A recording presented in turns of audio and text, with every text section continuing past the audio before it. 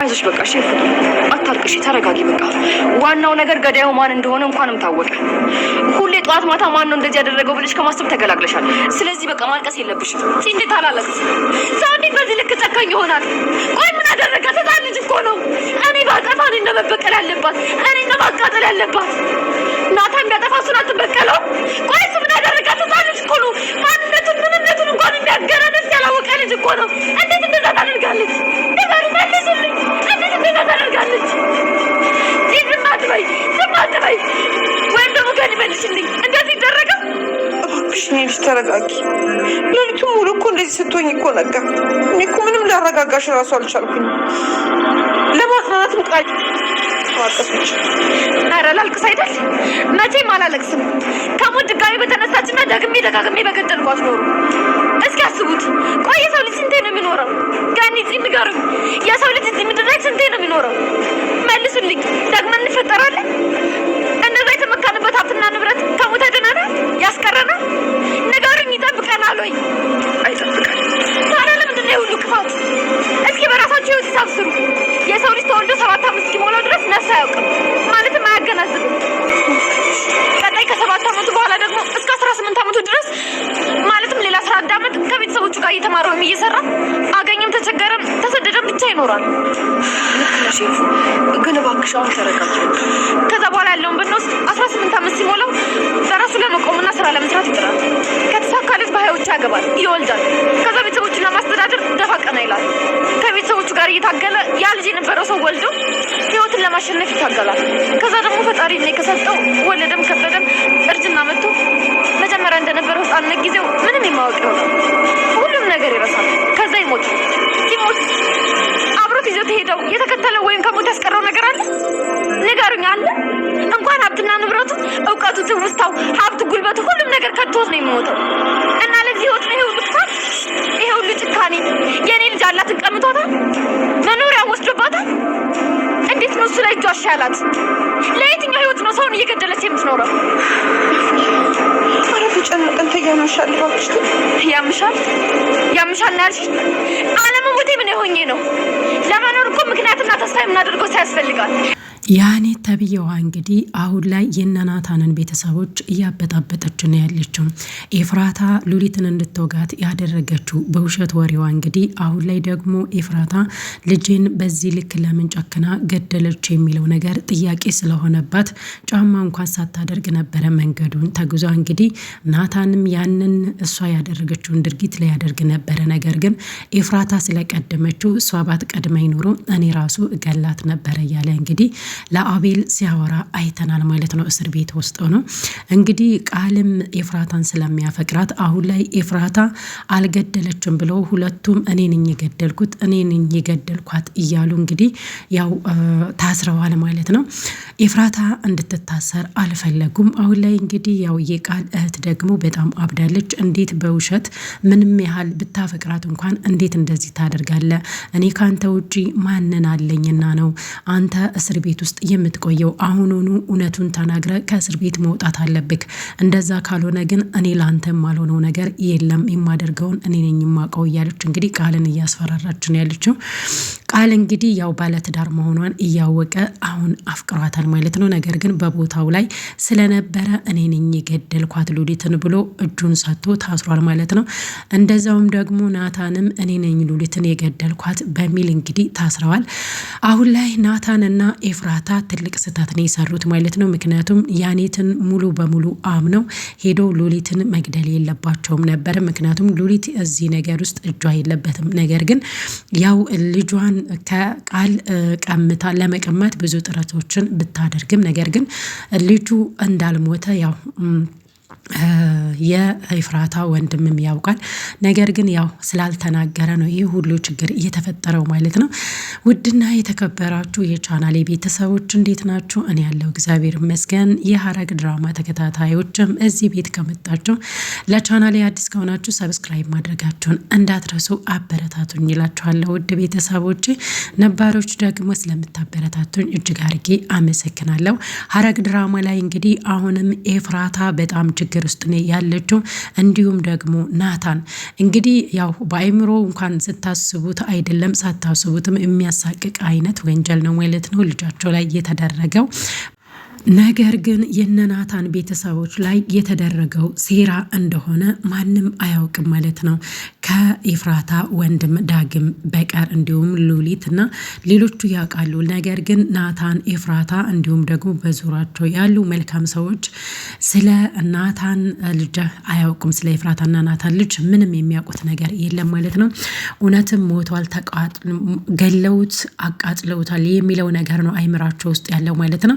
እንግዲህ እስከ ዛሬ ድረስ ኤፍራታና ናታን የልጃቸውን ገዳይ እየፈለጉ ነበረ። ነገር ግን አሁን ላይ ያኔት ሉሊትን መበቀል ስለምትፈልግ ብቻ ይህንን ነገር አድርጋለች። ምንም የምታገኘው ነገር የለም። ነገር ግን በዚህ ልክ ተንኮል መስራቷ፣ ወንጀል መስራቷ ጥሩ አይደለም ማለት ነው። ምክንያቱም ለነናታንና ለነ ኤፍራታ ጥሩ ነገር አላደረገችላቸውም ማለት ነው። ምክንያቱም ቃልንም በዛው እንድትወጉልኝ እፈልጋለሁ እያለች ስትዝት አይተናል ማለት ነው። ያኔት በዚህ ልክ የሰይጣንን ስነ ምግባር የተላበሰች ናት። ከሰይጣንም ትበልጣለች ማለት ነው።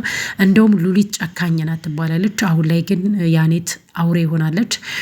በዛ ላይ ደግሞ እንግዲህ ሉሊት ትሙት አትሙት ሐኪም ቤት ውስጥ ሆና እርዳታ እየተደረጋላት ይሁን አይታወቅም። ነገር ግን ናታንና ኤፍራታ ገለናታል ብሎ ነው የሚያስቡ ማለት ነው። ምክንያቱም እንግዲህ ኤፍራታ ያለምንም ምክንያት ነው እዛ ከደረሰች በኋላ ምክንያቱን ሳትነግራት ነው ሉሊትን የወጋቻት ማለት ነው። ይህንንም ነገር እንግዲህ ያው ቃልም የቃል እህትም እንዲሁም ናታንና እንዲሁም እንግዲህ ያው የኤፍራታ እናት ገኒ ነበረች ማለት ነው።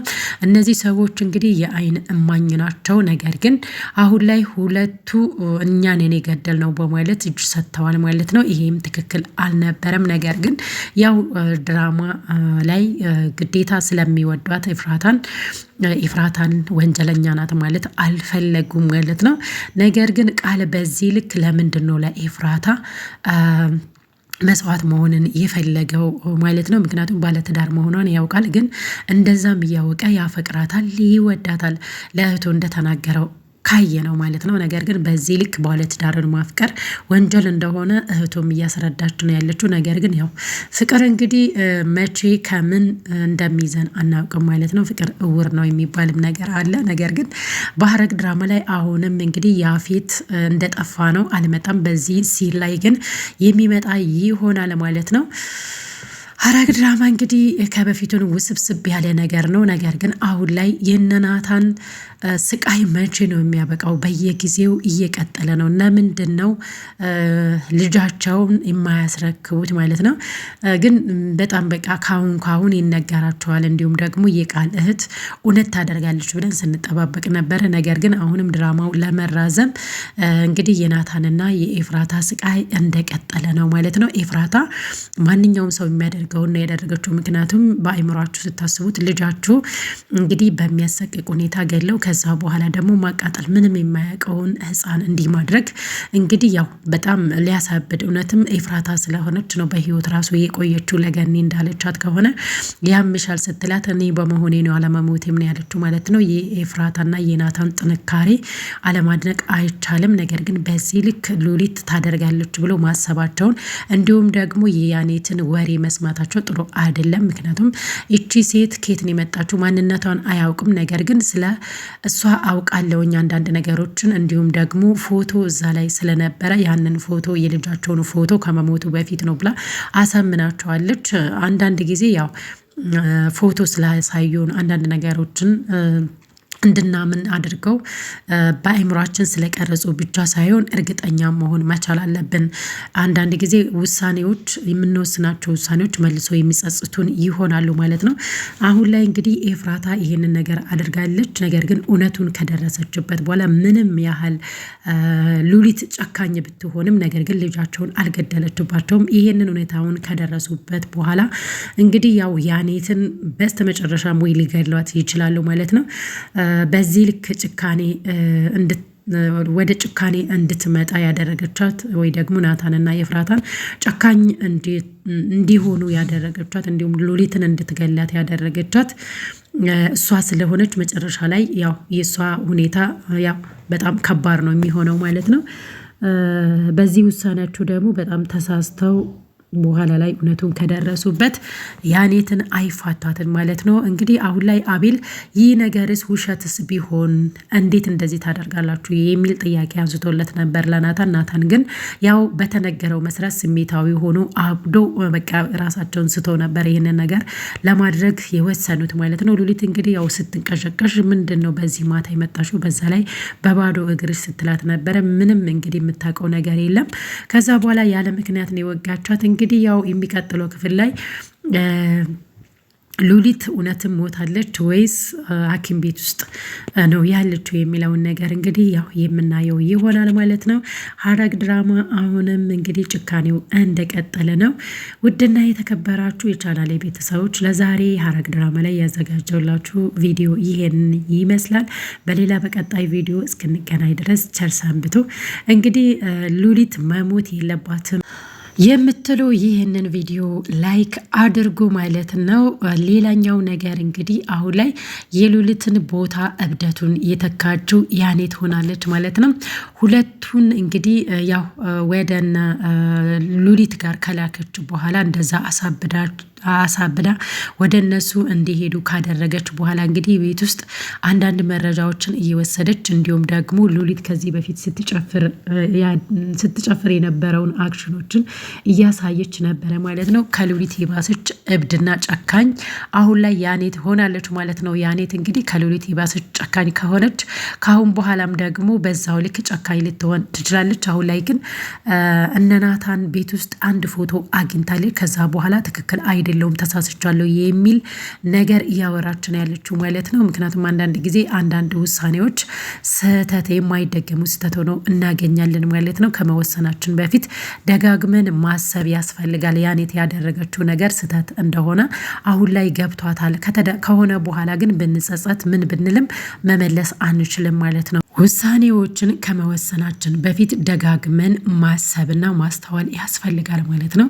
በተለይ ሰው መጥቶ ስለ አንድ ነገር ሲነግረን ምን ያህል እርግጠኛ መሆን አለብን የሚለውን ነገር እንግዲህ ስላሳዩን መረጃዎችን አቀነባብረው እኛን ለማሳበድ የሚመጡ እኛን ለማሳሳት የሚመጡት ሰዎችን መለየት መቻል አለብን ማለት ነው። ምክንያቱም አንዳንድ ጊዜ እኛን ለማጥፋት ብዙ ነገሮችን እኛን ከሰዎች ጋር ለማጋጨት ብዙ ጥረቶችን ብዙ መንገዶችን ሊሄድ ይችላል የሰው ልጅ ማለት ነው። ያንን ነገር ኤፍራታና ናታን መገንዘብ ቢችሉ ኑሮ ማለት ነው ማስተዋል ቢችሉ ኑሮ ይሄንን ነገር ባላደረጉ ነበር። በኋላ ላይ የሚጸጽታቸውን ነገር ነው ያደረጉት ማለት ነው። ሉሊት እንዳየናት ከሆነ አሁንም ጭካኔዋን አልተወችም። ግን በዚህ ልክ ልጃቸውን መግደል አልፈለገችም። ቃል መቀማት ብቻ ነው የፈለገችው። ሌላውን ምን እንዳቀደች ማንም አያውቅም ነበረ ማለት ነው። ያኔት እንግዲህ ብዙ ነገሮችን አበላሽታ ሉሊት እንድትገደል ወይ ደግሞ እንድትወጋ አድርጋለች ማለት ነው። በዚህ ነገር ደግሞ ያው ያኔት የምትጸጸት ይሆናል። እንዲሁም ናታንና ኤፍራታ ደግሞ ከሷ ራስ አይወርዱም ማለት ነው። በጣም ነው የምታስጠላው እውነት ለመናገር ያኔት በዚህ ልክ ጨካኝ መሆን የለባትም ነበረ። ምክንያቱም ናታንና ኤፍራታ በጣም የሚያሳዝኑ ሰዎች መሆኑን ብታውቅ ኑሮ የተጎዳች ስለነሱ ታሪክ ብዙ ነገሮችን ታውቃለች። ነገር ግን ወንጀለኛ እንዲሆኑ አድርጋለች ማለት ነው። ያለምንም ሉሊት ባላደረገችው ነገር ማለት ነው። እንግዲህ ሉሊትን መበቀል ስለፈለገች ብቻ ነው ይህንን ነገር ያደረገችው። ነገር ግን አንድን ጠላትን ለማጥፋት ደግ ሰዎችን ወንጀል ውስጥ ማስገባት እንግዲህ በጣም ከባድ ነው ማለት ነው። እንግዲህ የዛሬ ቪዲዮ ይህንን ይመስላል። በሌላ በቀጣይ ቪዲዮ እስክንገናኝ ቸር ሰንብቱ። ባይ ባይ።